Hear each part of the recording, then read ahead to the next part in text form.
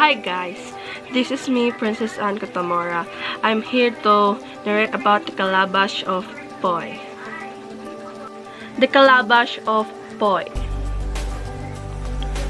One of the disguises which Pele, the goddess of fire, was fond of assuming was that of an hedgehog. In fact, it was hardly a disguise at all, for Pele was as old as the hills themselves. Besides, her quick temper and natural jealousy had furrowed her face with deep, hard lines which a better disposition imprints upon a face, quite irrespective of its age. On this day, Pele was intent upon a secret mission, and taking a gnarled branch of the koa tree for a cane, she trudged at a rather brisk pace down the mountainside. Only on approaching two Hawaiian houses of varying pretensions did she slacken her speed and finally pause at the outer palisade of the first. It was a sizable house, or hill, as Hawaiian houses go, perhaps 50 feet long, with its side touched with tile leaves, a sign of rank. Its only window, a small aperture about a foot square, looked out on a carefully planted taro patch, while rows of tasseled coconut, palms, and fruit-laden banana plants made a pretty background to the setting. Pele paused for a moment to make a mental summary of the growing crop, and then, grasping her cane, hobbled to the threshold. "Aloha," she said to the small group of people sitting within the doorway. "Aloha," was the reply in a not over cordial tone of voice. Pele waited. Apparently, there was to be no invitation to enter or to refresh herself. "I have walked many miles," she said finally, assuming a small and feeble voice. "I am very hungry. Perhaps you have as much as a calabash of pots for me." "We are very sorry, but we have no poi," said the Hawaiian chef, for such was the master of the house. "Besides, our evening meal is pau." "Then, perhaps, a small piece of salted fish." "No, nor fish," was the short rejoinder. "Then, at least, some ripe ohelo berries, for I am parched with thirst."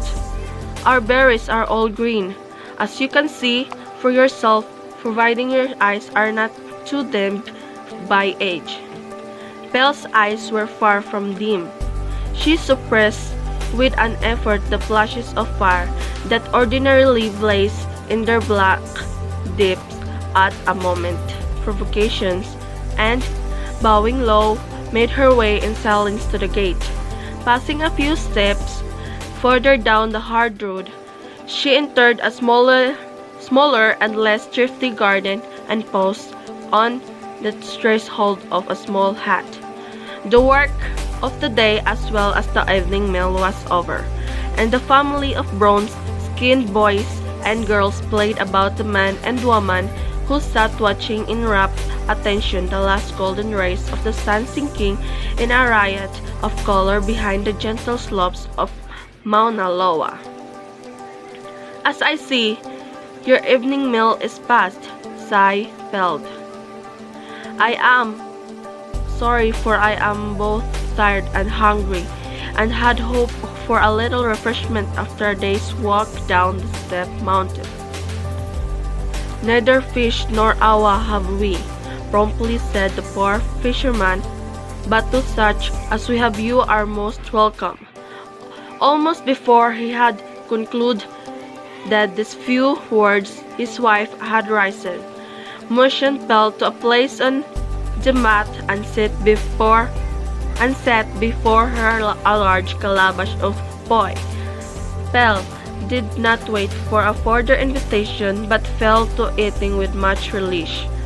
Dipping her forefinger in the calabash, she raised it dripping with poi, waved her finger dexterously in the air, wrapping the mucilaginous poi about it, and placed it in her mouth. She seemed stood finished the entire content in no time, unlocking up remark. I'm still hungry. Would it be too much to ask for another calabash? Again the woman arose, and placed before her a second calabash of poi, not perhaps as large as the first, but filled to the brim. Again Pele emptied the calabash with great relish, wishing to test the extent of their patience and generosity. She sighed as she finished the last mouthful, calling attention to the empty calabash in her lap. This time a third calabash, smaller than the second, but quite full, was placed before her. Pele finished half of the third calabash, arose heavily to her feet, and pausing before the sheaf, she uttered these words: "When your neighbor plants taro, it shall wither upon its stem. His banana shall hang as the green fingers upon the stalk, and the coconut shall fall upon his favorite pig. When you plant taro at night, you may pull it in the morning. Your cane shall mature overnight, and your bananas ripen in one day's sunshine. You may have as crops as there as days in the year." Saying these words, Pele trudged out of the gate and was seen to disappear toward Halimau in a cloud of flame. When the astonished fisherman passed beyond the threshold of his hut on the following morning, yellow bananas hung on the new plants, the full-grown taro stood ready to be pulled, and the cane cuttings reached to the eaves of his house.